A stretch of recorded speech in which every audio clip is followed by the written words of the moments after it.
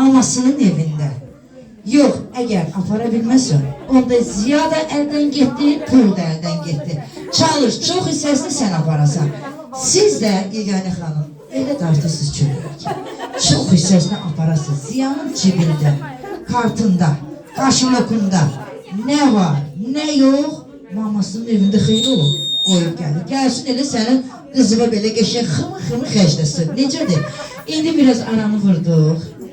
Çöreği veririm analara. Sen de güzelim, başımdan mukayyet ol. Bu dəqiqə burada qiyamət qopacaq. Siz de qəşəng alqışlayacaksınız. 3 deyəndə çöreği böləcək. Buyurun qaynana, tut çöreğdən. Ay sağ ol. Bircə dəqiqə. Hazırıq qızlar alqışlamağa. Hazırıq. Dartacaqlar. 2 əllə də olar. Ay qaynana 2 əllə. Ziyanın pulu əldən gedir. Neynirsən 2 əllə. Sən də 2. Ne yapar?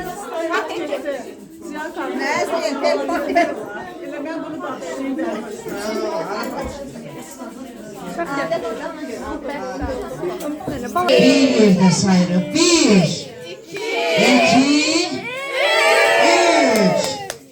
3. Ya Allah. Qırğı gelir.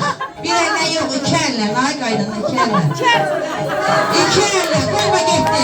Gül yox yerdən.